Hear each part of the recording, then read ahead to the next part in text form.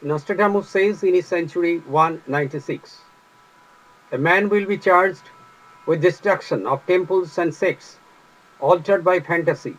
He will harm the rocks rather than the living. Years filled with ornate speeches. This man will be born and by his greatest spiritual power will abolish the utility of temples, churches, mosques, and any other ritualistic religions.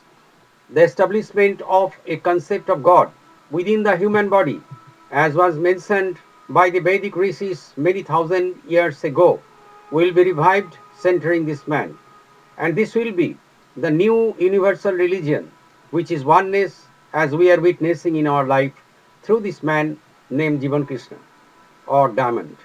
Seeing him in dreams, trances, meditation, and reality in his lifetime, as well as after 44 years of his demise, myriads of people, irrespective of religions, races, sexes, and ages, are transformed into Brahma or Supreme Self. There are innumerable examples happening in our daily life. So long religions were based on dualism, which means you are the Lord and I am the servant. But old Vedic rishis have announced thousands and thousands of years ago, I am Brahma, Aham Brahmasmi, or the Supreme One. Every human being has the birthright of becoming Supreme Being. After the establishment of this oneness among the humanities, the traditional religions will be wiped out, establishing the human being on a supreme place, as is revealed by some discussions of Jivan Krishna. On 15th February 1961, Jivan Krishna said, addressing to the listeners, so long nobody said properly what is religion, because this term itself carries no sense. Only some sermons. You do this, you do that, then you will have religion. So, what is religion? Swami Vivekananda has divided religion into four parts. Number one, symbolism or ritualism. Two, mythology. Three, philosophy. And four, mysticism. Only divisions and divisions. So many times I told you that I am holding the human beings, and this proof is borne by you when you say, we have seen you and are seeing you within our bodies. My own life power, being manifested spontaneously, takes my form and is manifested in thousands of people like you. There is no other greater truth than this. What you are seeing is the truth. So you say loudly that the truth which holds us is your form. Otherwise, there is no religion. Only a vague term has been given to religion so long. And why should we call a vague term as religion? Say, it is the spontaneous revelation of life power in a human body. I, therefore, eradicated the term religion. Otherwise, taking the opportunity of the term religion, everyone will worship dead, keeping the human being dead. Now the time has come, you have had the right to say by the grace of God, O man, you are Brahma or Supreme One, not after death, but in this life. Remember the sayings of the rishis of Upanishads. Those who worship others without himself have animal passions. Just imagine how many thousands of years ago they made these comments. And you are the blessed persons who are carrying the same truth given by those rishis. Nostradamus comments that he will harm the rocks than the living, which means all the idol worshipping will be abolished, as is clear from Jivan Krishna's version on 24 June 1958. All the traditional religions will be wiped out one day. Why? Hindus have come here, they have seen me in dreams. Muslims have come here, they have seen me in dreams. Christians, Parsis have come here, all of them have seen me in dreams. What does it prove? Vedas have mentioned he is one. Many say this.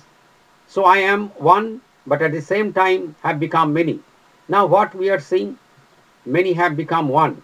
Vedas have said about many, but here oneness is established. Now the question is, how many Parama Brahma or Supreme One are there? By illusion, one seems many, but actually there exists only one. See, even Vedas were against idol worshipping. Quran also said the same thing. Now, what is the drawback of idol worship? Those who worship idols never get the sense that God is within the human body. By offering flowers at the feet of idols, the man is deceiving himself, deceiving the whole world.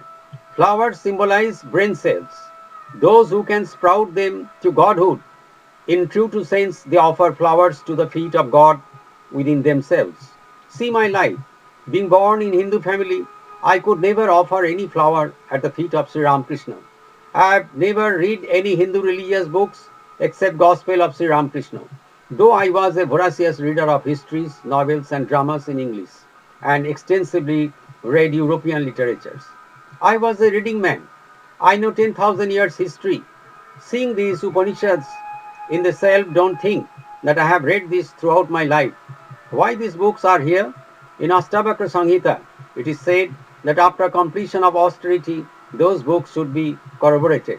See, what Vedas could not say, Ashtavakra Samhita has mentioned about the phenomenon happening here, though they could not say about the cause behind it.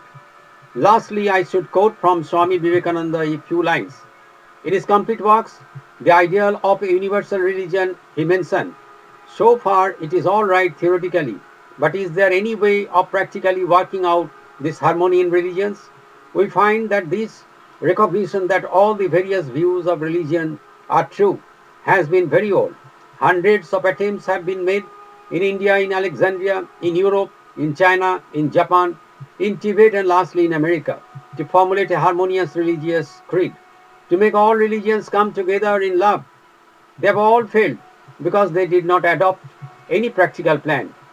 Many have admitted that all the religions of the world are right, but they show no practical way of bringing them together so as to enable each of them to maintain its own individuality in the conflux. That plan alone is practical, which does not destroy the individuality of any man in religion and at the same time shows him a point of union with all others. This point is Divan Krishna's form, what we have witnessed and still are witnessing in our lives.